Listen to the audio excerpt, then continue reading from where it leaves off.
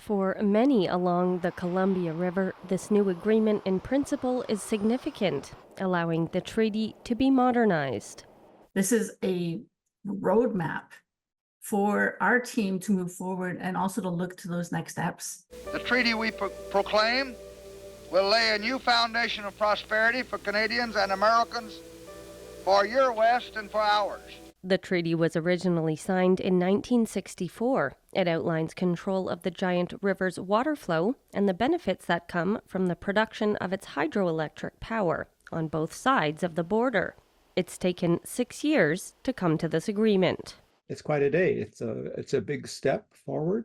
He says the agreement in principle outlines the compensation package for some Indigenous nations, along with provisions for the forming of a joint ecological body. It also marks the beginning of a public information period for Columbia Basin residents. Negotiations have been going on for 8 years. Discussions with the community started in 2012.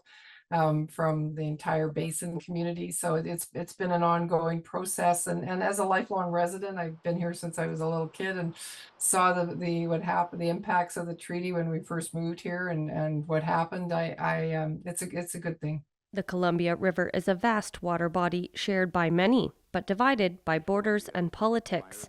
It has long been a source for money, power, and life.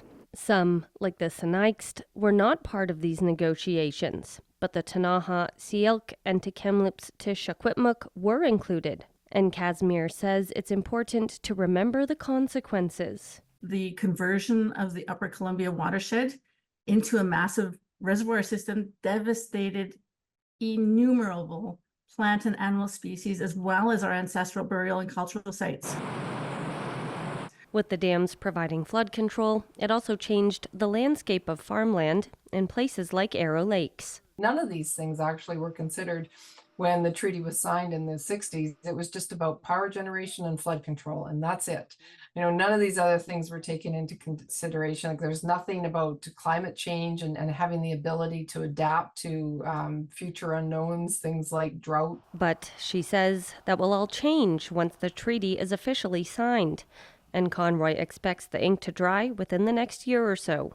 Bullock, CBC News, Cranbrook.